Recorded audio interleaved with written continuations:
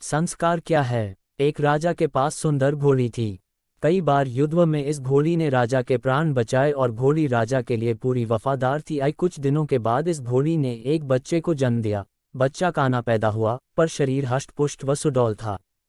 बच्चा बड़ा हुआ। बच्चे ने माँ से पूछा, माँ मैं बहुत बलवान हूँ पर काना हूँ, ये कैसे हो गया? इस पर घोड़ी बोली, बेटा जब मैं गर्भवती थी तू पेट में था तब राजा ने मेरे ऊपर सवारी करते समय मुझे एक कोड़ा मार दिया, जिसके कारण तू काना हो गया। ये बात सुनकर बच्चे को राजा पर गुस्सा आया और माँ से बोला, माँ मैं इसका बदला लूंगा।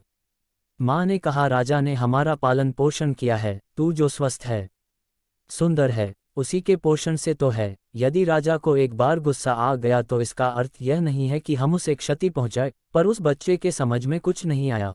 उसने मन ही मन राजा से बदला लेने की सोच ली।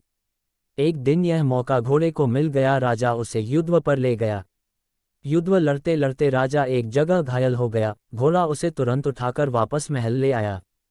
इस पर घोड़े को ताज्जुब हुआ और माँ से पूछा, माँ आज राजा से बदला लेने का अच्छा मौका था, पर युद्ध के मैदान में बदला लेने का ख्याल ही नहीं आया और नहीं ले पाया, मन ने गवारा नहीं किया। इस पर घोड़ी हंसकर बोली, बेटा तेरे खून में और तेरे संस्कार में धोखा है ही नहीं, तू जानकर तो धोखा दे ही नहीं सकता है। तुझसे नमक हरामी हो नहीं सकती, क्योंकि तेरी नस्ल में तेरी माँ का ही तो अंश है।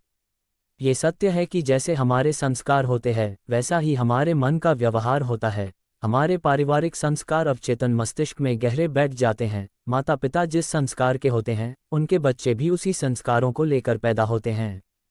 हमारे कर्म ही संस्कार बनते हैं और संस्कार ही प्रारब्धों का रूप लेते हैं। यदि हम कर्मों को सही व बेहतर दिशा दे दें तो संस्कार अच्छे बनेंगे और संस्कार अच्छे बनेंगे तो जो प्रारब्ध का फल बनेगा वह मीठा व स्वादिष्ट होगा।